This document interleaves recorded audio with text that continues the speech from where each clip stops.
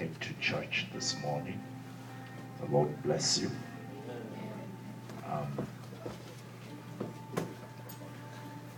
I woke up this morning with the word, love the Lord your God with all your heart, with all your might, and with all your strength within my bosom.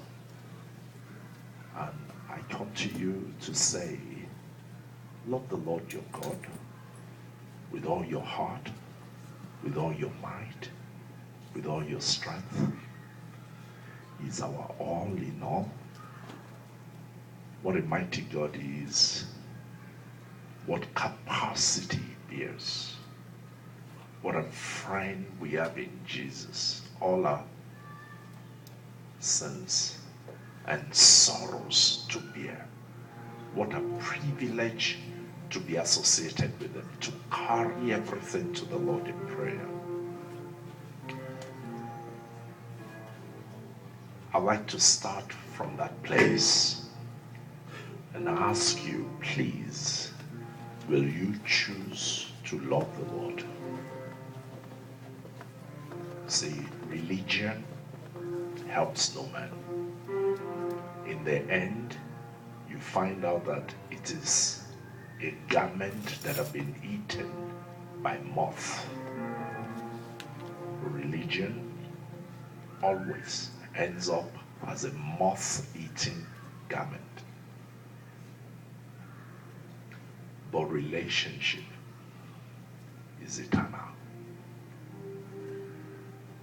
Relationship, eternal. Oh, that your heart will burn with passion for him who died for you. Oh, that no man will be an arbiter between you and him, but that you will have an understanding that he has called you to come and tabernacle with him. He said, I will be your God, and you will be my people. He said, I shall never leave nor forsake you. He said, I shall show through you the multiplied capacity that is loaded inside my power. And all that he's asking us to do is to love him. As I thought about this, all of this, if you are the kind that need a title, I began to think about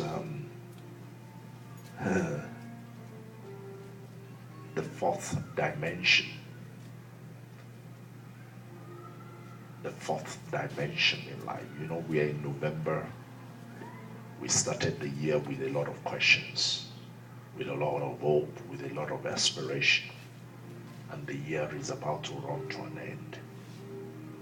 Maybe somebody is asking himself, what has been the worth of the time that I've spent in 2011? And you know, truly, maybe if you put what the time you have spent on a scale and you wait, you might not get much out of it. You might say, I could have done better. My time could have been better spent. Maybe I could have achieved more. Or maybe you are the one that achieved a lot and you're grateful for what God have done, but your heart, something within your heart still says to you, yes, I have reaped much, but there yet remains more land to conquer. I come to you and say, even now, at this point, this ember month of the year, that there is a fourth dimension. There's a fourth dimension. There's a fourth dimension.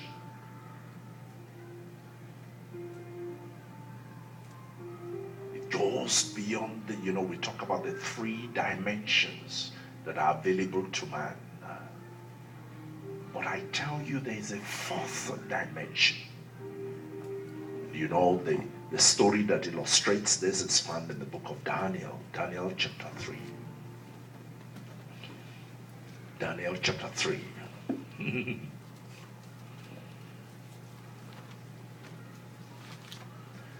And it's a long passage. You will permit me to read it. Nebuchadnezzar the king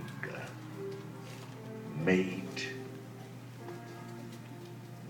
an image of gold whose height was 60 cubits, and the breadth thereof was 6 cubits, and he set it up in the plain of Dura in the province of Babylon. Then Nebuchadnezzar sent and gathered together the princes, the governors, the captains, the judges, the treasurers, the counselors, the sheriffs, all the rulers of the provinces to come to the dedication of the image which Nebuchadnezzar had set up. Then the princes, the governors, the captains, the judges, the treasurers, the counselors, the sheriffs, and all the rulers of the provinces were gathered together unto the dedication of the image that Nebuchadnezzar the king had set up. And they stood up.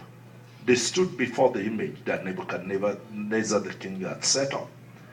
Then an herald cried aloud, "To you it is commanded, O people, nations, languages, that at what time ye hear the sound of the cornet, flute, harp, sackbut, psaltery, dulcimer, and all kinds of music, ye fall down and worship the golden image that Nebuchadnezzar the king had set up.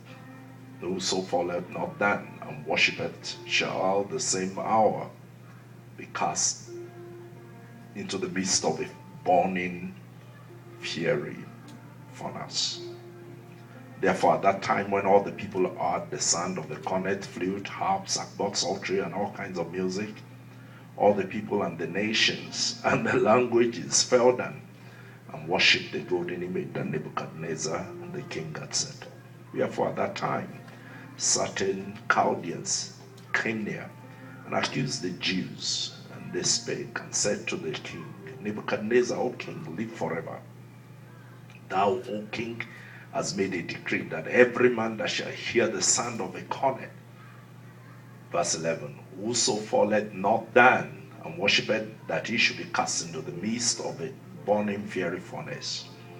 There are certain Jews whom thou hast set over the affairs of the province of Babylon, Shadrach, Meshach, and Abednego. These men, O king, have not regarded thee. May God raise up men that will not regard the kings of this earth. Amen. That their regard for God will disallow them from regarding the faces of men. Amen. Let's keep reading. He said, "They have not regarded thee, they serve not thy gods, nor worship the golden image which thou hast set up." Then Nebuchadnezzar in his rage and fury commanded to bring Shadrach, Meshach, and Abednego. Then they brought these men before the king. Nebuchadnezzar spake and said unto them, "Is it true, O Shadrach, Meshach, and Abednego?